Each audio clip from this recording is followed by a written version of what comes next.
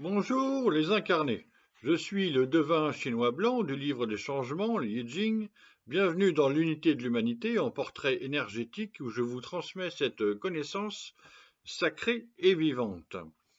Puisque tout est énergie, aujourd'hui nous allons parler de l'énergie 51 ébranlée de Amy Winehouse, 1983-2011. L'énergie 51 ébranlée est composée en bas et en haut du tonnerre. C'est donc l'un des 8 hexagrammes redoublés, dont je rappelle les qualités élémentaires et humanisées du tonnerre sont l'impulsion, la mise en route et la secousse. Pour que votre intuition se développe toujours davantage, je vous donne dès maintenant ma liste de devinettes des personnes qui vivent ou qui ont vécu dans cette énergie 51 ébranlée. L'empereur romain Caligula, Stéphane Zweig, Vincent van Gogh et Antonin Artaud, Toulouse-Lautrec, et au féminin, on a Camille Claudel et Séraphine de Senlis, Emily Dickinson, Frida Kahlo et Edith Piaf. Personnellement, je ressens que la fulgurance d'Amy Winehouse est très proche et même comparable à celle d'un Vincent van Gogh.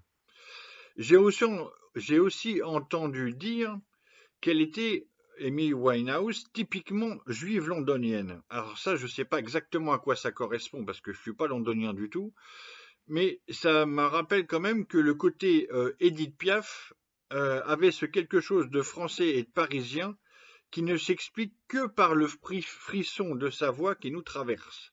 Sinon, c'est inexplicable. On s'identifie à elle comme ça. L'étude de la grande image, qui parle du rôle de la personne dans la société, formule coup de tonnerre arrivant de façon répétée. Ébranlement. L'être accompli ainsi grâce à la crainte et à l'inquiétude aiguise la manière dont elle s'examine. Amy Winehouse est donc une chanteuse, une diva de jazz, blues, soul. Au début, dans son premier album, elle chante seulement, et puis peu à peu, elle devient auteure-compositrice, interprète et guitariste. Et c'est avec son deuxième album, Back to Black, vendu à 20 millions d'exemplaires, avec 3 Grammy Awards qui arrivent après, qu'elle devient une star traquée par les paparazzi pour alimenter la une des tabloïds, etc. etc. Du côté de sa santé, on sait qu'elle a été parfois dépressive, boulimique, alcoolique et toxico. Alors, ces frasques sentimentales et ces cures de désintox correspondent bien à ces coups de tonnerre arrivant de façon répétée. Javary et Faure ajoutent que l'idée de redémarrage imprègne cette énergie 51 ébranlée. Effectivement, à plusieurs reprises, on la voit resplendir sur scène, puis sombrer à nouveau, encore aller en cure et revenir chanter.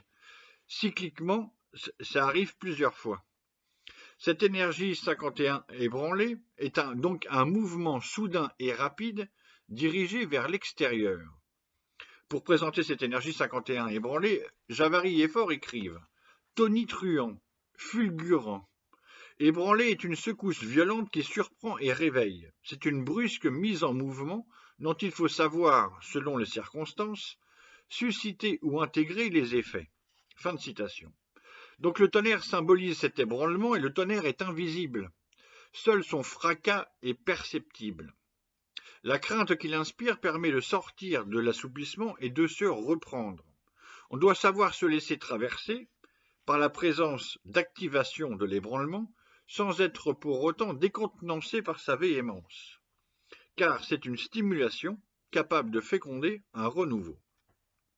Dans l'étude de l'idéogramme zen, qui développe donc en chinois les différents sens de cette énergie 51 ébranlée, il y a aussi le sens de user de sévérité, qui rappelle aussi l'empereur romain Caligula, mais que l'on retrouve aussi dans le discours d'Amy Winehouse, notamment lors de ses ruptures amoureuses, et dans ses chansons, puisque c'est elle qui écrit les textes au fur et à mesure.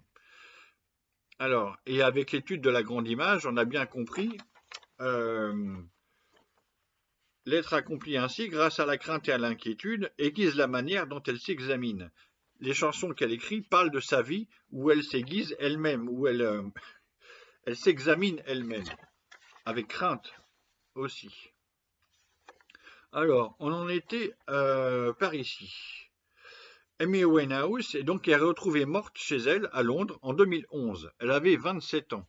On parle du club des 27 comme Jimi Hendrix. Amy Winehouse a vécu donc le texte des traits à toute allure.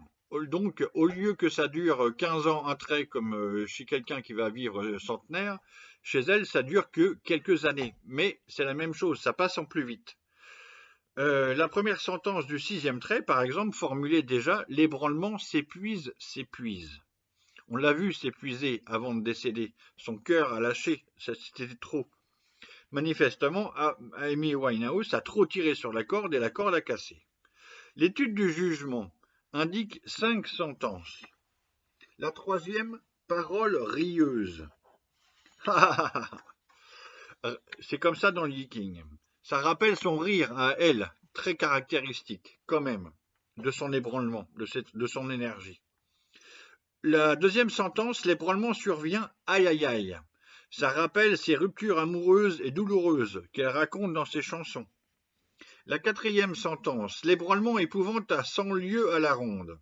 Rappelle aussi qu'elle est capable de monter ivre et défoncée sur scène, ou carrément de ne pas monter sur scène alors qu'elle avait concert, et qu'il y a toute la foule qui est l'attend, ainsi que les unes des tabloïds qu'elle fait. Ok.